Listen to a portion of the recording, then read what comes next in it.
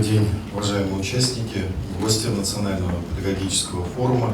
Уже стало традиционным мероприятием в декабре ко дню рождения нашего великого башкирского просветителя, философа, педагога Мифтахетдина Акмуллы проводить такие мероприятия, объединяющие всю нашу педагогическую общественность республики и других регионов, обсуждать злободневные, актуальные, насущные проблемы образования на всех уровнях, начиная с общего, профессионального и высшего образования в том числе.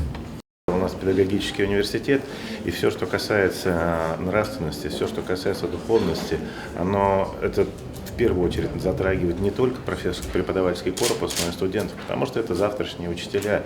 И, естественно, наряду с теми знаниями и компетенциями в той или иной области, которую они выбрали, очень важно в этих молодых ребятах, будущих преподавателях, наших коллегах, воспитать и дать вырасти тому доброму, светлому, что заложено в человеке с его рождения. И очень хорошо, что действительно мы проводим этот форум, и в рамках этого форума несколько из самых разных конференций, касающихся самых разных аспектов деятельности нашего университета. И, как вы уже могли заметить, у нас участие принимают наши видные ученые из московских университетов, санкт-петербургских, из наших сопредельных государств, да, и из республик и областей Российской Федерации. И опять-таки вот этот пандемийный период, он заставил, наверное, где-то по-другому подойти к вопросам развития, дальнейшего развития педагогического образования.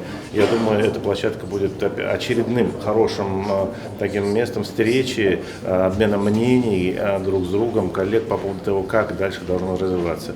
Но при этом, при всем, все убеждены в одном, что учитель, он будет, несмотря на то, что будет дистанционное образование или не будет, без учителя дальнейшее развитие нации, без учителя дальнейшее развитие государства не может быть.